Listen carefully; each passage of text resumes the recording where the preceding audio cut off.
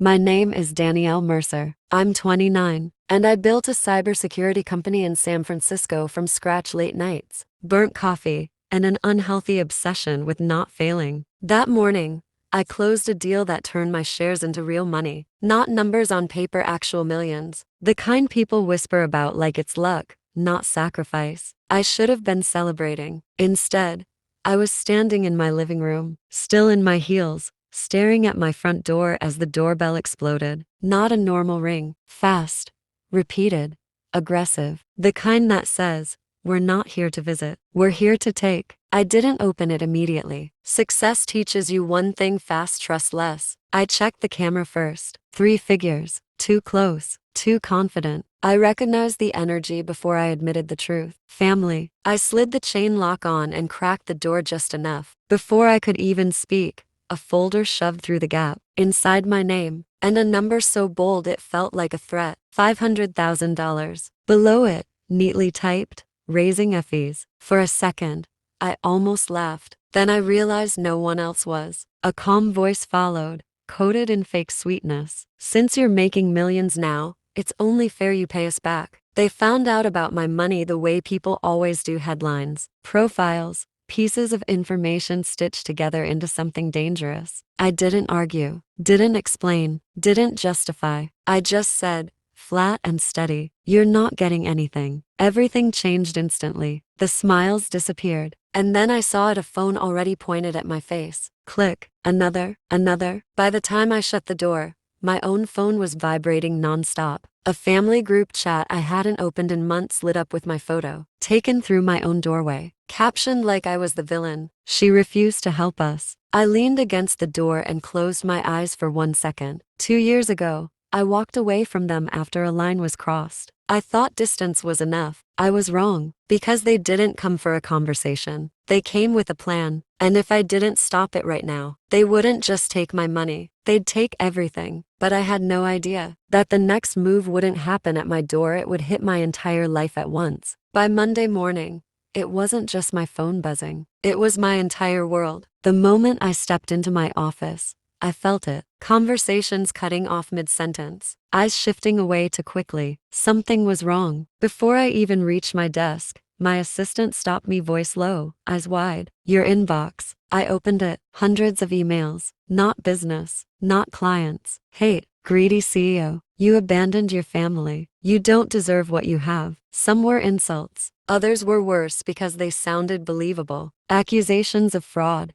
theft, abuse. And then I searched my name. That's when I saw it. A video, posted the night I shut my door. Blurry footage of me in my own hallway, edited with dramatic captions like a reality show. "Millionaire refuses to help her parents." The account? Family. The comments? A war zone. Thousands of strangers judging me like I was content. Some angry, some self-righteous, some dangerous. My stomach dropped. This wasn't random. This was targeted. Then it escalated. Calls started hitting my company line. Someone pretending to be my relative, creating fake emergencies to reach me. Then emails sent to my employees. "Do you know who you work for?" By noon, my head of operations pulled me into a room. One of our partners had seen the video. They were asking questions. HR had complaints. People said they didn't feel safe working with me. That's when it clicked. This wasn't about money anymore. This was about pressure. If they couldn't reach my bank account, they'd attack my reputation. I locked myself in a bathroom stall and finally opened the family chat. Messages flooding in. My name, my salary, my life displayed like evidence. And one line repeated over and over: "She owes us." My phone rang. My father. I didn't answer. A text came instantly. "We raised you. You owe us." I stared at it, and something inside me snapped, not emotionally, logically. They weren't desperate. They were confident. Confident that if they created enough chaos, I'd pay to make it stop. I walked back to my office, closed the door, opened my laptop, created a folder, evidence. Because if they wanted to put me on trial, I wasn't going to defend myself. I was going to destroy their story. But what arrived next proved something terrifying. They weren't just trying to shame me. They were trying to legally take control of my life. The next move didn't come online. It came in an envelope. Thick,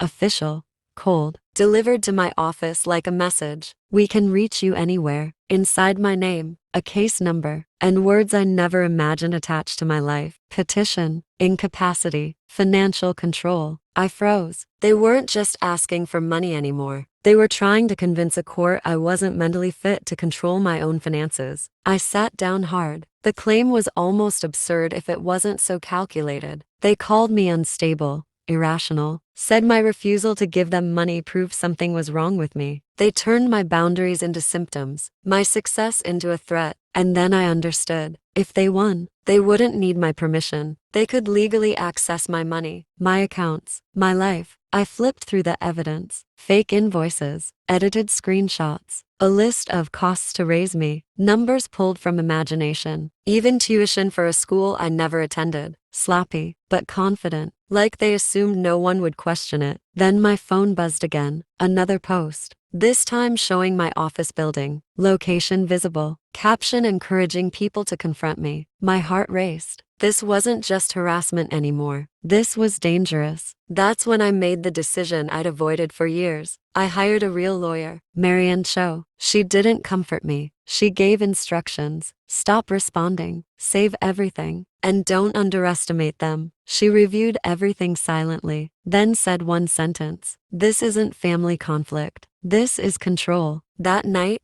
I locked everything down. Passwords, accounts, security. And then I found it. A login attempt from an unknown location on an old email. Someone was trying to get inside my identity. I sent it to Marianne. Her reply came instantly. Good. Now we have proof. At a M. It escalated again. An email sent to one of our partners pretending to be me, saying I was stepping down. That's when I realized. They weren't just attacking me. They were trying to destroy my company. I didn't sleep. I built a full evidence timeline. Every message, every lie, organized, precise, because they wanted me to look unstable. But I'd never been more focused. By morning, fear was gone, replaced with something colder, strategy. But just when I thought I understood their game, someone from my past came back with proof that could destroy everything they built. 2 days before the hearing, I got a notification I hadn't seen in years, a LinkedIn request. The name made my chest tighten. Logan Whitman, my brother. We hadn't spoken in years. I accepted. Message came instantly. Don't respond to them. Call me. When I did, he didn't waste time. They've done this before. My grip tightened. He told me why he left. Not an argument, a theft, turned into a story where he was the villain. Then he said something that changed everything. I have proof. The next morning, he sent a secured folder. I opened it on a separate device. Inside, bank statements, purchase histories, luxury spending, designer items, trips, all during the same years they claimed they were struggling to raise me. Then I saw it, a transfer labeled tuition fund, sent to my mother's personal account. Same month, vacation bookings, concert tickets. The lie wasn't emotional. It was financial, documented, real. I finally understood something important. I wasn't crazy. I was used. Logan added one more thing. An old police report, evidence of past manipulation, a pattern. I sent everything to Marianne. Her response, this wins the case. The hearing day came. They played their roles perfectly. Concerned parents, emotional victims. My sister added, she can afford it. Then Marianne stood, calm, precise, deadly. She dismantled everything. Fake documents, false claims, real evidence. Then the final blow, the psychological evaluation. Stable, fully capable, targeted by harassment. Silence filled the room. The judge's ruling was immediate. Petition denied. Restraining order granted. Legal penalties imposed. They didn't just lose. They were exposed. For the first time, they had no control. But the real consequences didn't start in that courtroom. They started after it when everything they built began to collapse. Months later, everything changed. The noise disappeared first. Not because people became kind, but because truth is louder than lies when it's backed by consequences. The restraining order held, strict, unbreakable. Every attempt to contact me punishable. The viral video, removed. Accounts, suspended, gone. Without attention, their narrative collapsed. Then came the real impact. Legal action, defamation, business interference. This wasn't emotional anymore. This was financial. And they weren't ready for that. Settlement talks began. No more arrogance, just fear. They had to pay. legal fees, damages, strict no contact agreement. And when they couldn't afford it, assets were at risk. Even their house, the same house they used as proof of sacrifice, went up for sale. Their image cracked publicly. Meanwhile, my company stabilized, stronger than before. I turned everything into a lesson. Security improved, trust rebuilt, even growth followed. Ironically, their attack made me harder to break. And then, something unexpected. A call. My father, not angry, not demanding, defeated. He admitted everything. The manipulation, the pressure, the truth. For the first time, no excuses, just accountability. I didn't feel revenge. I felt clarity. Because this was never about winning. It was about boundaries. And one truth became undeniable. You don't owe your life to people who try to control it. You don't owe success to people who only show up to take it. And family isn't defined by blood, it's defined by respect. So let me ask you, if your own family tried to use your success against you, would you give in, or would you fight back? Tell me in the comments, because sometimes the hardest battle isn't building your life, it's protecting it.